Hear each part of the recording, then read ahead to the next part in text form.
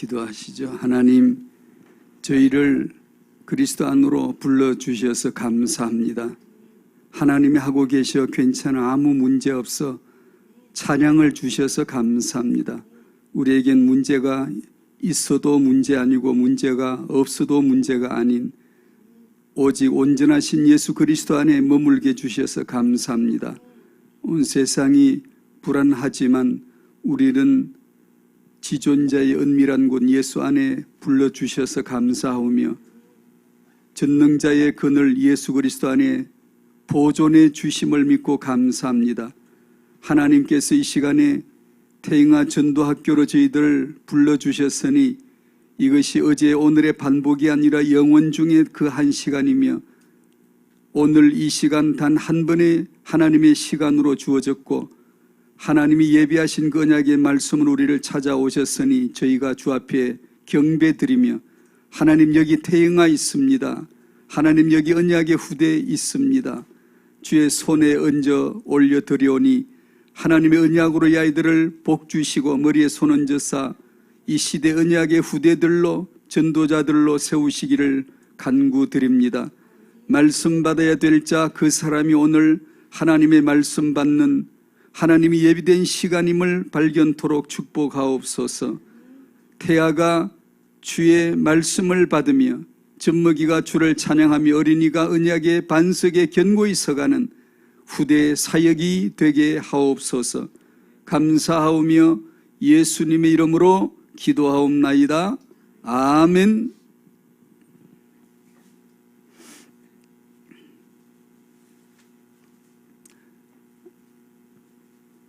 하나님은 어떤 방식으로 사실까요? 다들 건강하시죠? 제가 혹시라도 기침을 하면 균 때문이 아니고 알레르기 때문에 이해해 주십시오. 지금은 어디 가서 기침도 못 한다는데 그게 무슨 상관이 있겠습니까? 하나님이 행하시는 일정한 그분의 형식, 어떤 방식, 하나님은 그분에게 있어 참 기쁨이 오직 예수는 그리스도이십니다. 그 외에는 하나님의 기쁨이 될 수가 없죠. 그죠? 하나님에게 무엇을 드려서 그분의 마음을 기쁘시게 해드리겠습니까? 다 있는데, 없는 게 없는데, 모두가 다 하나님 자기 건데 뭘 가지고 그것으로 하나님을 기쁘시게 할 수가 없죠.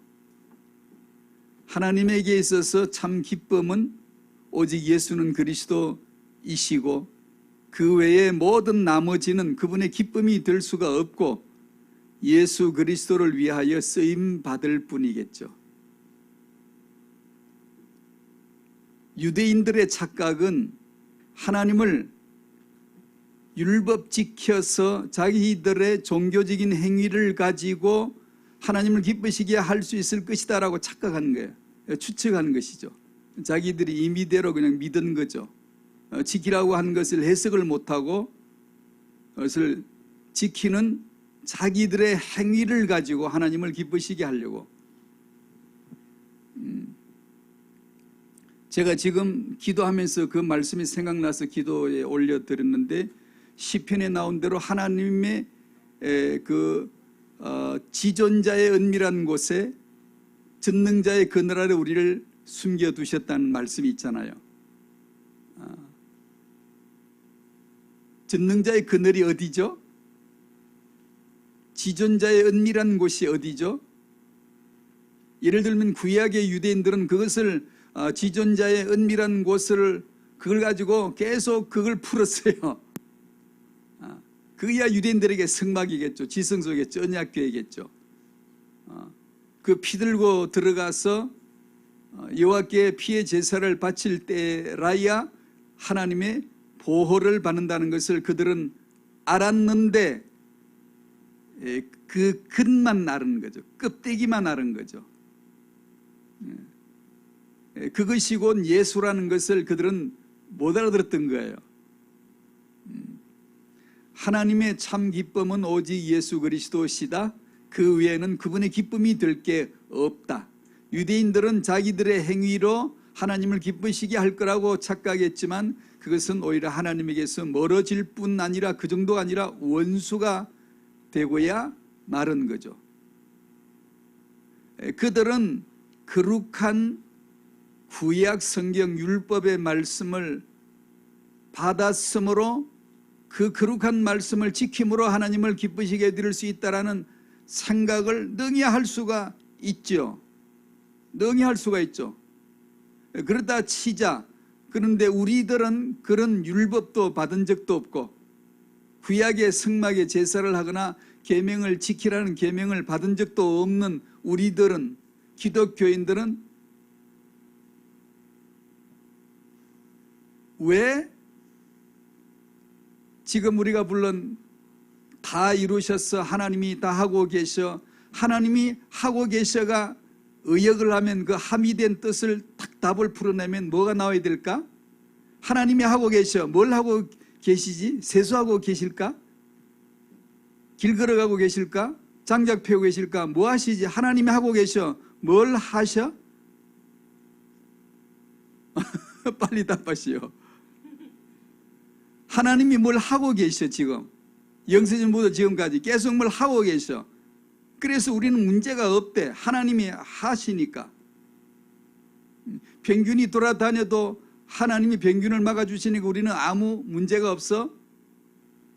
그런 뜻일 수도 있지만 그러나 하나님이 하고 계시다 하고 나오면 우리는 구약 성도들은 하나님이 하고 계셔. 하고 계셔. 계속 그 말만 하고 있어요. 신약의 성도는 그것이 예수는 그리스도다를 알아듣는 예요. 그것이 신앙 고백이 되는 거예요. 근데 그 신약의 기독교인들조차도 율법 거룩한 말씀을 받아본 적도 없으면서도 불구하고 우리들이 그 복음에 온전히 서질 못하면 우리의 어떤 행위로 말미암아 하나님을 기쁘시게 할 수 있으리라는 율법적인 착각을 우리도 할 수가 있는 거예요.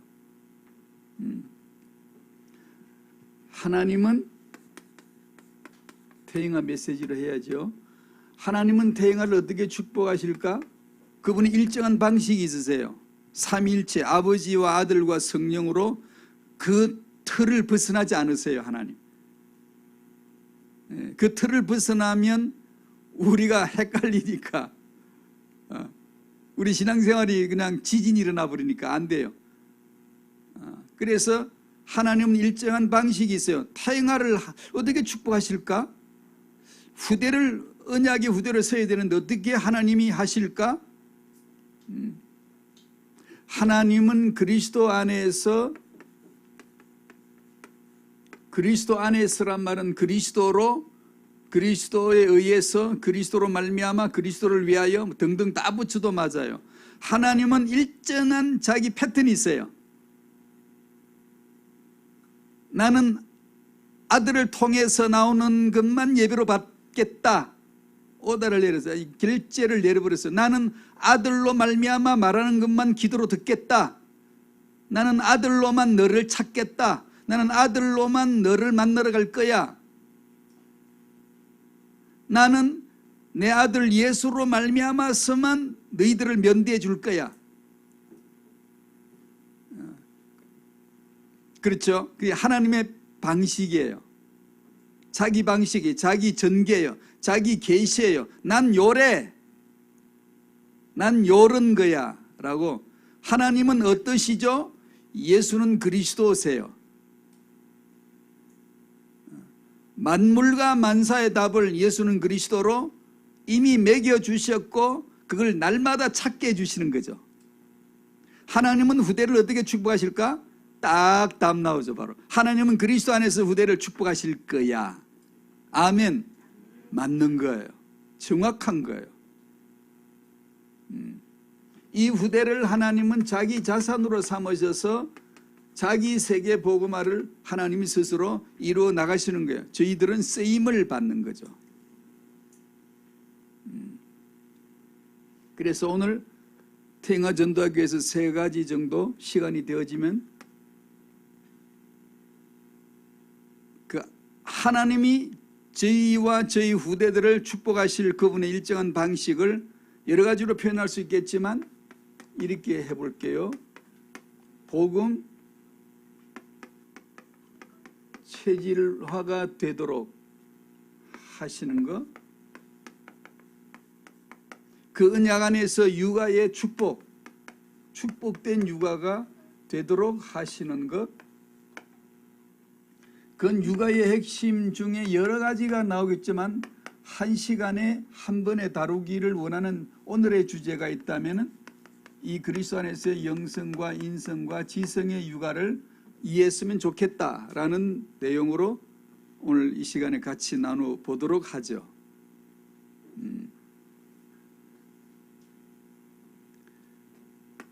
여러분이 아시겠습니다만 특히 요한복음에 많이 나오는데 예수님의 생활 방식은 뭐였을까? 그분의 말, 그분의 행동, 그분이 어떨 때 거부하고 그분이 어떨 때 받아주고 그분이 어떨 때 이적을 행하시고 어떨 때는 안 행하시고 어떤 때는 이런 말씀을 하시고 어떤 때는 저런 말씀을 하시고 그 모든 것은 아버지의 뜻에 달렸어요. 아니 아버지의 뜻에 사로잡혔다고 표현해도 좋아요. 아버지가 하라고 하신 것 외에는 전 안 합니다. 아버지께서 말씀하신 것 외에는 말하지 않습니다. 아버지께서 원하시는 것만 합니다 라는 표현을 예수님은 계속하세요. 그러니까 알 수가 있죠. 이 아들 예수 그리스도의 생활 방식은 오직 아버지이시다, 오직 그 말씀이시다 라는 걸 알 수가 있어요. 이건 삼일체로 조금 더 깊이 들어가면 할 말이 참 많지만 뭐 지나치게 깊이 할 건 없는 것 같아요. 간단하게 할게요. 우리들의 생활 방식은 뭘까? 성경이 제시하시는, 하나님이 제시하시는 성도의 생활 방식은 오직 예수이신 줄로 믿습니다. 그래서 이 복음을 자꾸 묵상하세요. 어떻게 묵상하죠? 눈만 뜨면 묵상이 되고 감으면 묵상이 되고 보면 묵상이 되고 만물이 죄다 그분이 만드신 거예요. 그분의 냄새가 나고 그분의 색깔이 들어있고 그분의 메시지가 그 속에 함유되어져 있어요. 그러니까 얼마나 좋아요. 그냥 눈만 뜨면 그분을 묵상할 수 있고 감으면 묵상이 되고 보면 묵상되고 사건이 생기면 그분 묵상이 되고 문제가 닥치면 그분 묵상이 되는 거죠. 그렇게 하셔야 되죠. 그러니까 언제나 예수는 그리스도, 하나님은 예수는 그리스도세요. 그러니까 우리가 예수는 그리스도 생각으로 방향을 잡으면 그분과 소통이 되는 거예요. 하나님과 소통이 되는 거예요.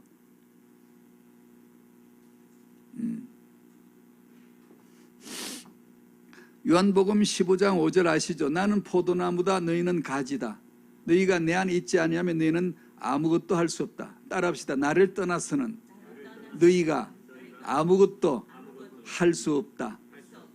여러분의 후대 축복 그리스도 없이는 안 되겠죠? 그렇죠? 그리스도 안에서 될 줄로 믿습니다. 그렇죠. 그걸 늘 묵상하여서 자기를 언약의 반석에 또 세우고 또 세우고 하셔야 되는 거죠.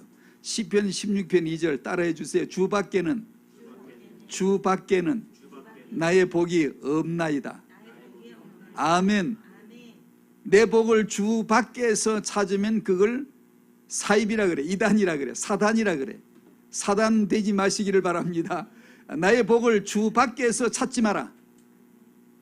하나님의 일정한 형식은 아들 그리스도를 통해서만 하고 계신다.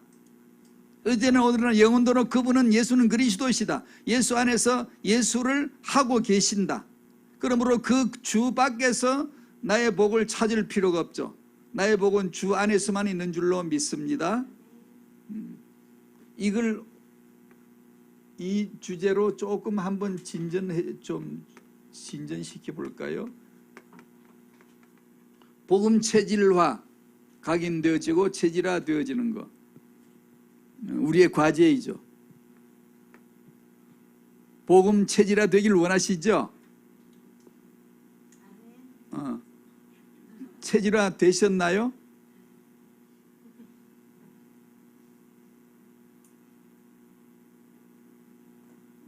답을 안 하시는, 제가 할까요?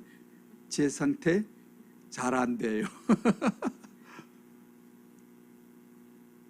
체질화 잘 안 돼요. 여러분 잘 되시나요? 안 된다고 말을 안 하시네. 제가 물어볼게요. 이건 복음 체질화란 조금 다른 면을 내가 설명해 드릴게요. 제가 곧잘 이런 표현을 하긴 하는데, 지금까지 예수님 몇 년 믿으셨어요? 저도 수십 년 되거든요. 수십 년 믿어도 아직도 복음 체질화가 안 됐다면 앞으로 몇 년 더 드릴까? 몇 년 더 줄까? 하나님, 저 앞으로 50년만 주세요. 복음 체질화 딱 만들어 놓을게요. 지금까지 예수 몇 년 믿으셨어요? 그런데 만약에 나 복음 체질화 자신 없는데요, 만약에 그렇게 나온다면 그럼 앞으로 몇 년 더 줄까? 몇 년 안에 달성될 거라고 생각이 됩니까? 복음 체질화란 나의 상태를 두고 하는 말이 아닙니다. 내 상태의 도달점, 내가 이 체질화라고 하는 수준에 내 행위가 도달되어져서 이 점수를 획득할 때 아는 복음 체질화 합격 도장 땅 받고 참 잘했어요. 도장 딱 받고 난 체질화 됐다 라고 하는 그런 형식의 체질화란 뜻이 아닙니다. 당신 자신의 나를 보고 나는 언제 체질화 될까? 나는 언제 완전해질까? 이렇게 당신 자신의 행위의 점수를 가지고 체질화를 합격점을 따는 것이 아니에요. 만약 그렇게 되어지면 또 하나의 유대이즘과 같고 계속해서 그 자신의 행위를 판단 기준으로 삼아가지고 올라가다 미끄러졌다 올라가다 미끄러졌다 계속해서 반복할 거예요. 도대체 어느 정도가 체질화야? 그냥 누워자도 예수, 일어나도 예수, 그냥 병 걸려도 예수, 아무 문제 없이 이 예수가 되어야 되는데 걱정도 나오고 불안하기도 하고, 불안해서 기도하면 이렇게 기도하면 그거는 기도 같지도 않아요. 또 불안해서 하는 기도는 그러니 이게 뭐 문제 터지면 걱정 나오죠. 안 나오나요? 안 나오면 사람도 아니지, 죽은 시체지. 저는 걱정 안 나올까요? 아니, 나오지. 금방 걱정의 호르몬이 흘러나오지, 뇌에서. 그걸 막을 수가 있나? 불안하고 염려 안 될 수가 있나? 되지요. 예수님 오래 믿으면 아무 걱정 없을까? 아니, 그런 인간이 없지요. 내 힘으로는 그 복음 체질화의 수준에 이를 수가 없다는 것을 깨달으셔야 돼요. 내 수준으로는 그 복음이 체질화되는 어느 합격점에 도달할 수 없다는 것을 알고 때마다 일마다 사건마다 날마다 그런 나 자신의 한계점을 알아가며 오직 예수님만 그리스도 되시다는 것을 더 알아가고 더 앙망해가는 그 상태를 복음의 체질화라고 하면 맞습니다. 그러면 그 숱한 실패와 연약함이 아무 문제가 되지 않아요. 왜냐하면 나로 하여금 오직 예수만 그리스도 되시게 하는 신앙을 더 단단하게 견고하게 단단한 영적 근육을 만들어주는 저항 세력이죠. 내게 그런 저항 세력이, 내게 불안이 나오므로 아이고 큰일 났어 도망을 내치는 게 아니라 예수는 그리스도라고 더 붙들게 되어지므로 내 근육에 저항 세력이 붙어 큰 무게를 10kg짜리를 들면 10kg 근육이 생기잖아요. 15kg 부담을 주면 15kg 근육이 생기잖아요. 그러니까 하나님이 하고 계셔 문제없어 만사가 오케이야 라는 것은 어떤 문제가 와도 나는 아무 걱정도 안 해. 걱정하면 체질 안 된 사람이야. 걱정 안 하면 체질 된 거야 라는 게 아니고, 다윗은 왜 걱정 안 해요? 베드로는 걱정 안 했어요? 사도 요한은 걱정 안 되나요? 되지요. 그러나 되면 될수록 그들은 오히려 더 예수는 그리스도가 되어져 가니 과연 그들은 복음이 체질화된 자들이죠.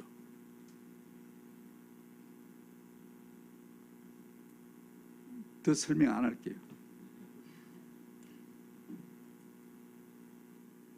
언제나 예수는 그리스도이시다는 걸 더 알아가게 되시기를 바랍니다.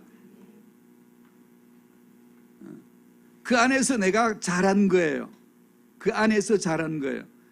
예수는 그리스도시다 이 5가지 가운데서 이 5가지를 통하여 예수는 그리스도라는 거 아는 사람하고 10가지, 20가지 확 펼쳐버리면 만사죠. 만물을 통하여 예수는 그리스도이셔 그 외에는 없어 라는 것을 아는 사람하고 그 체질화가 다른 거예요. 좀 말하는 게 어렵네.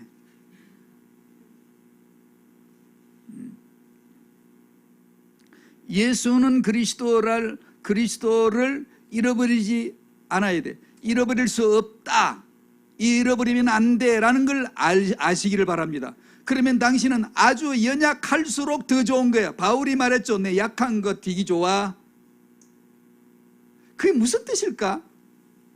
그게 복음 체질화란 뜻이에요. 오케이? 난 이제 약하지 않아. 나는 강해. 이거 인본주의예요. 우리는 약해요. 피조물이에요. 우리에게서 선이 나올 게 없다? 내게서 선이 안 나온다고 좌절하고 절망에 빠지지 마시라고. 그럼 자기 본이지, 자기 중심이지. 순전히 자기 잘났다는 뜻이고, 나는 선이 없다고, 강하지 않다고, 피조물이라고요. 주체자가 아니라고요. 그 약함을 오히려 감사하고 기뻐할 수 있는 깨달음. 왜냐? 예수는 그리스도가 더 강해지니까. 내 약한 데서 그리스도의 능력이 더 강해지기 때문에 사도 바울은 그게 좋다고 고백한 거죠. 그걸 제가 지금 설명한 건데 좀 어렵지만 여러분이 어떤 경우라도 상관이 없어요. 그걸 통하여 복음을 깨달아 가게 되시기를 바랍니다. 그것이 체질화란 뜻이에요. 나의 행위를 말하는 게 아니에요. 여기서 한 가지 딱 조심할 거 있어요. 들으셔야 될 분들은 들으셔야 돼요. 나의 행위는 아무 상관없다니까? 그냥 마구잡이로 행동해도 된다는 뜻인가? 결코 성령은 그렇게 여러분을 풀어놓아 주질 않아요. 여러분에게 주신 자유라는 것은, 그리스도 안에서 자유를 얻는다는 것은 성령의 끈앞풀에 완전히 옥죄어 잡힌다는 역설적인 뜻이에요. 그게 자유예요. 자유. 이걸 잘 모르면은 이 복음의 자유를 육신의 기회로 악용해요. 한 번 더 따라해 주실래요? 우리는 자유를 주셔도 육신을 위하여 악용한다. 악용해요. 우리 육은 그런 기회를 언제나 가지고 있어요. 그 말씀을 말씀대로 안 깨닫고 이상하게 그것을 이용해서 자기 육체의 기회를 삼고 빗나가는 그런 역사의 운동들이 되게 많아요. 그런 뜻이 아니라는 걸 잠깐 말씀을 드렸어요. 넘어갈게요. 복음 체질. 우리 언약의 후대들을 어떻게 축복하실까?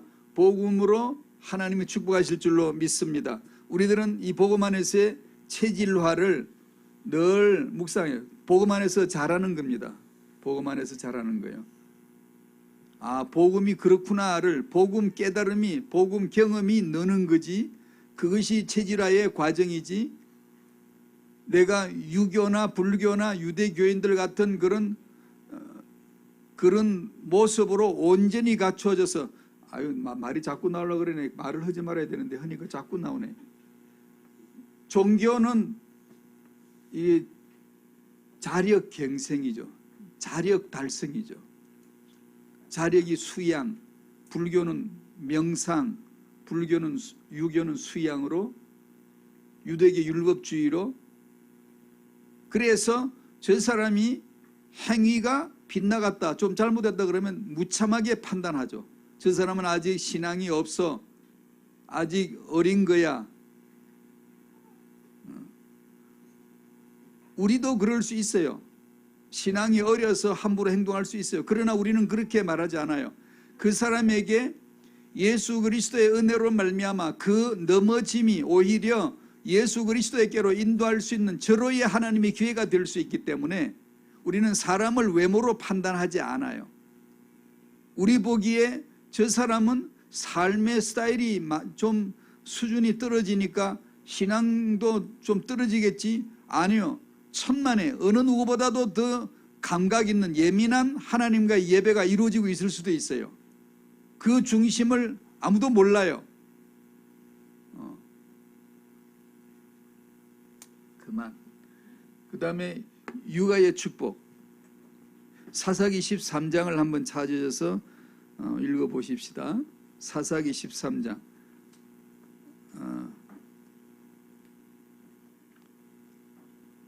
하나님이 그 시대에 나실인 하나를 보내시기 위해서 마노아와 그 아내를 만나서 말씀 주시는 장면을 잘 아시죠? 사사기 13장 8절부터 어디까지 읽을까? 14절까지. 마노아 나오고 여호와 하나님 나오고 여호와의 사자 나오고 하나님의 사람도 나오고 같은 동명이인이지만 그리고 마노아의 아내 나오고 이 삼각 구도 안에서 대화가 오고 가는 내용이에요. 우리를 그 속에서 보셔야 되죠. 사사기 13장 8절부터 14절까지 같이 읽어보시죠. 시작.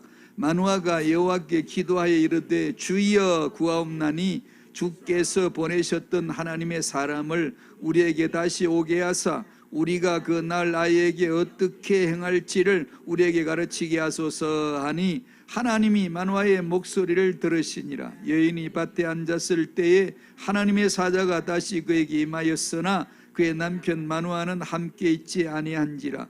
여인이 급히 달려가서 그의 남편에게 알리어 이르되 보소서 전일에 내게 오셨던 그 사람이 내게 나타났나이다 하매 마노아가 일어나 아내를 따라가서 그 사람에게 이르러 그에게 묻되 당신이 여인에게 말씀하신 그 사람이니까 하니 이르되 내가 그로다 하니라. 마노아가 이르되 이제 당신의 말씀대로 되기를 원하나이다. 이 아이를 어떻게 기르며 우리가 그에게 어떻게 행하리까? 여호와의 사자가 마노아에게 이르되 내가 여인에게 말한 것들을 그가 다 삼가서 포도나무의 소산을 먹지 말며 포도주와 독주를 마시지 말며 어떤 부정한 것도 먹지 말고 내가 그에게 명령한 것은 다 지킬 것이니라 하니라. 아멘. 간단히 말씀 나눌게요. 마노아하고 하나님하고 마노아 안에 세 존재의 대화가 계속 나왔죠. 성도의 육아 방식, 길게 말하면 자꾸 말이 나오니까 간단하게. 성도의 육아 방식, 부모가 하나님께 기도하자. 아멘. 부모인 내가 하나님 앞에 기도하자. 부모의 육아 기도, 육아를 기도하는 부모가 되시기를 바랍니다. 육아에서 가장 필요한 것이 있다면 기도다. 종교는 기도하는 걸 가르치지만 기도를 몰라요. 유대인들은 기도하는 것을 가르쳤지만 기도를 몰라요. 역시 이것도 복음 설명과 같이 기도란 나의 행위가 아니에요. 기도란 뭐죠? 기도를 열심히 하면 되나요? 그러다가 얻어맞아요.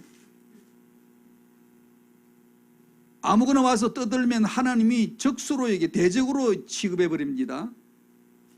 하나님에게 용납 받으시려면, 품에 딱 안기려면 어느 문으로 들어가야 될까?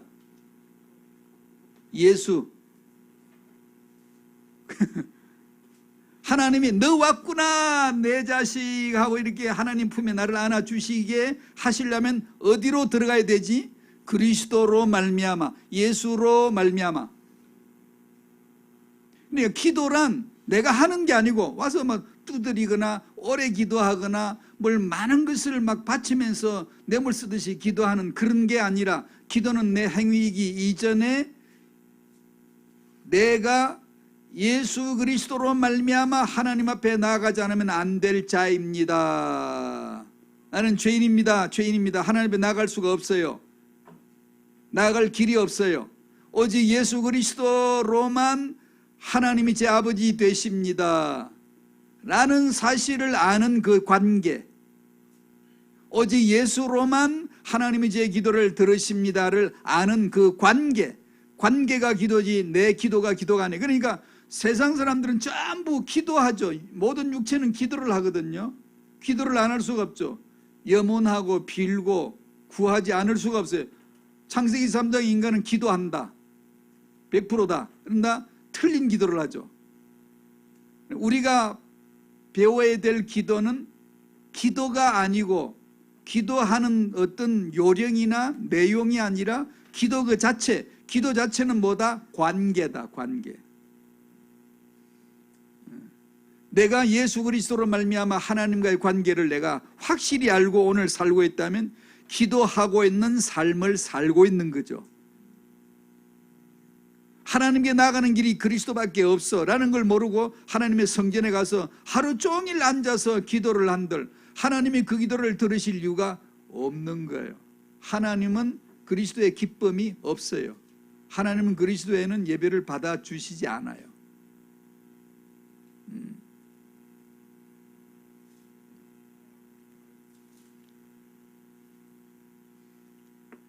성도의 육아 방식에서 부모는 하나님께 기도한다. 그러면 이 하나님께서는 기도하는 우리 부모에게 응답해 주시죠. 오늘 읽은 본문에서 그렇게 나와 있습니다. 성도는 육아를 하나님 앞에 기도하고 하나님은 육아를 응답으로 가르쳐 주시는 거죠. 오늘 본문 읽은 데서 가장 신비한 게 뭘까? 이 역사 속에 가장 신비한 게 뭘까? 당신의 생에서 제일 신비한 게 뭐였죠? 야, 이 놀라워. 저는 불신자였고 하나님 말씀을 들려지게 돼 본 적도 없고 예수를 믿어야 될 이유도 몰랐고 아무것도 몰랐는데 어느 날 예수님이 찾아오셨어요. 하나님 말씀이 들리기 시작했어요. 오늘 본문으로 말하면 하나님이 마노아에게 이르시되, 하나님의 말씀이 제게, 하나님이 저에게 이르시되, 저는 그 음성을 들은 적은 없지만 그것과 똑같은 거예요. 하나님이 저에게 이르시되 하셨으니 그 말씀이 들리기 시작했어요. 성경 읽으면 들리고 설교 말씀을 들으면 들리고 그 말씀을 묵상하면 하나님의 뜻이 들린 거예요. 들렸다는 이 말은 오해하지 마세요. 제 귓구멍으로 들었다는 뜻이 아니에요. 한국말로 들었다, 히브리 말로 들었다 이런 게 아니에요. 하나님이 이르시되 빛이 있어라 하시니까 어떤 사람이 하나님이 서가지고 빛이 있어라 이렇게 했다고 생각을 하나 봐. 하나님 입이 있어요? 하나님 입 없음. 영이신데 그분이 입이 있어요? 하나님이 한국말 하실까? 영어로 하셨을까? 헬라어로 하셨을까? 빛이 있어라 말씀. 하나님의 말씀, 그 마음의 말씀이 예수신데 예수 그리스도가 그분의 말씀이에요.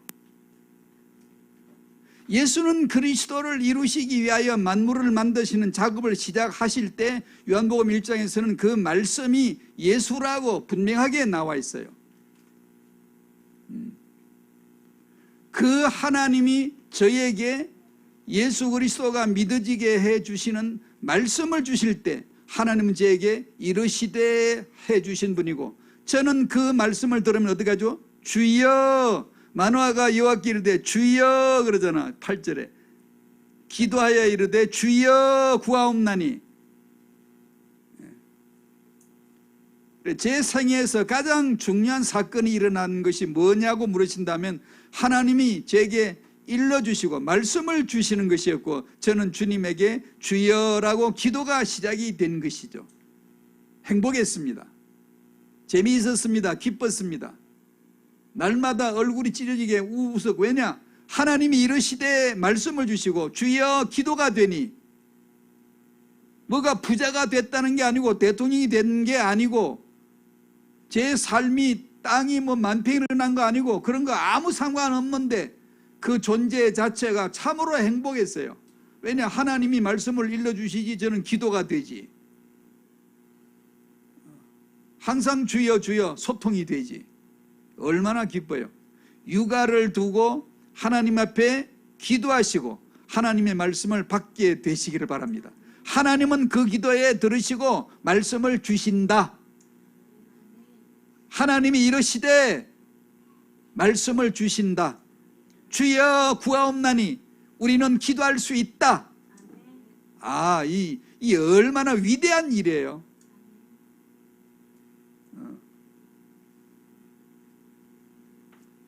아버지 마노아는 아들 삼손의 육아를 두고 하나님 앞에 물었다. 우리는 안 물으면, 기도를 안 하면 어떻게 할까요? 어떻게 애 키울까요? 대물림으로 키우죠.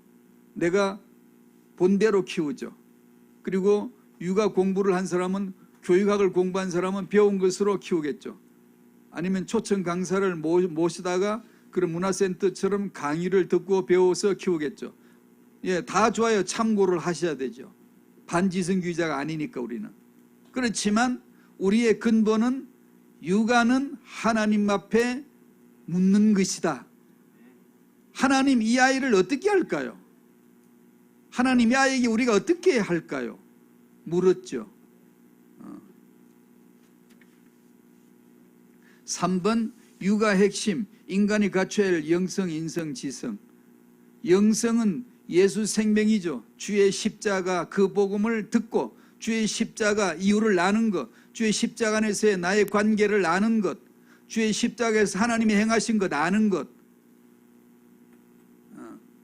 내 행동 이전에 하나님의 행동을 아는 것, 하나님의 행동 예수로 어떻게 행동하시는가, 내가 하나님을 찾기 전에 하나님이 예수로 나를 어떻게 찾아오셨는가를 아는 것, 주의 십자가를 아는 것. 그 다음에 알면 뭐하죠? 인성은 성품이죠. 성품은 뭐죠? 하나님의 성품은 뭘까요? 하나님은 성품이 어떻게 생겼을까요? 예수는 그리스도죠. 예수 그리스도의 성품은, 예수님의 성품은 뭘까요? 어떻게 나타날까요? 성령의 열매죠.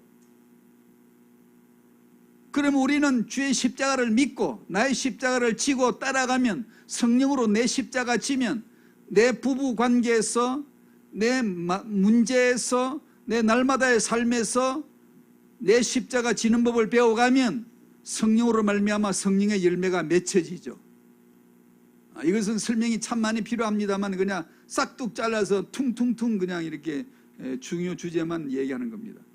주의 십자가 믿고 내 십자가 질 줄 아는 것을 성령으로 배워가면, 성령으로 안 하면 내 십자가 못 져. 내 십자가란 말은 죽음이란 뜻인데, 죽음, 예수님 죽었듯이 주 안에서 내 죽는 건데, 안 그러면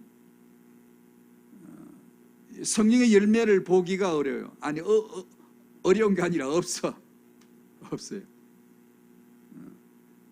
성령의 열매로 충만함으로 오셔서 내 자아가 죽은, 내 시체된 것을 보게 하시거나, 내가 어떤 걸 봐도 내가 일어나지 않아, 육이 일어나지 않아, 그냥 그 예수의 마음이 일어나는 거예요. 그렇게 하시든가, 아니면 내 십자가에 내가 죽음으로 말미암아 성령의 열매가 맺혀지게 하시든가, 내 부부 사이에 저 사람이 내게 아주 험한 말을 하고 내 육을 거스리는 말을 했다 할지라도 내가 내 십자가에 내가 죽음으로 말미암아 아무 상관이 없는 거죠. 그러므로 말미암아 성령의 열매, 사랑이 가지는, 나타나지는, 그렇게 되든가, 아니면 제가 어렸을 적에 영적으로는 예수 십자가를 내 십자가로 지는 것이 뭔가도 잘 몰랐는데, 말씀 들은 적이 별로 없었는데 성령의 열매로 충만해 주시니까 그냥 내 삶에는 나 죽음이더만요. 시체더만요. 내가 안 일어나는 거예요. 내가 화낼 이유가 뭐가 있어? 그냥 역사의 주체자는 하나님이신데. 그리고 말씀을 배워가면서 들어가면서 이제 정의를 해 주시는 것은 내가 예수 십자가를 믿는 것은 내 십자가를 질 줄 알게 해주는 것이며 날마다 내 십자가를 지고 주님을 따르는 거구나 라고 확장시켜서 알게 해주시더라고요. 그래서 관계에서 환경 속에서 모두가 자기 십자가를 질 줄 알아야 됩니다. 왜 날마다를 주셨을까? 왜 환경을 주셨을까? 내 마음에 맞는 사람만 딱 앉히고 내 마음에 흡족한 사람만 부부가 되고 내 마음에 딱 맞는 부모 자식만 있고 내 마음에 딱 맞는 친구들만 주위에 있으면 참 좋을 텐데, 사장님, 간부들, 내 아래 사람들 아주 나를 중심으로 딱 맞으면 얼마나 좋을까? 그러면 자기 십자가는 없죠. 그렇지 않아요. 하나님은 세상을 손대지 않습니다. 전염병이 퍼지면 퍼지는 거죠. 그거 손대지 않아요. 괜찮아요. 하나님은 그것을 통하여 예수는 그리스도를 굳게 세워주시는 거예요.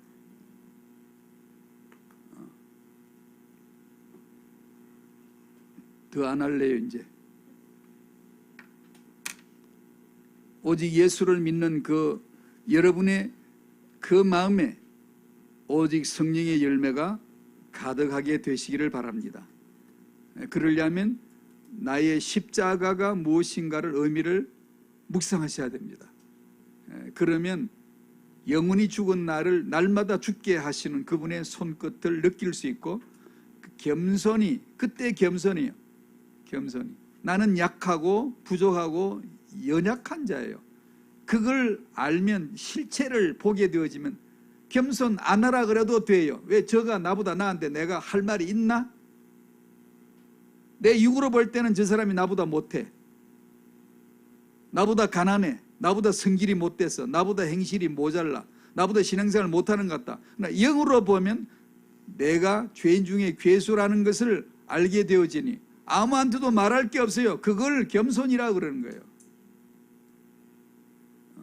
그렇게 해서 섬겨라.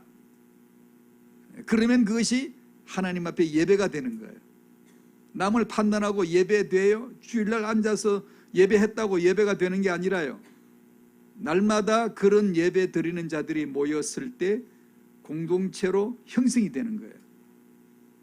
주 안에서 여러분의 후대를 복음 안에서 축복받는, 축복할 수 있는 그런 응답받는 부모 되시기를 바랍니다. 감사합니다. 하나님 말씀으로 오셔서 그 말씀을 풀어주시고 우리들의 후대 육아를 응답받을 수 있도록 축복해 주시기를 기도합니다. 그래서 우리의 후대가 아니라 언약의 후대요, 말씀의 후대요, 하나님의 후대가 될 수 있도록 축복하여 주시옵소서. 예수님의 이름으로 기도하옵나이다. 아멘.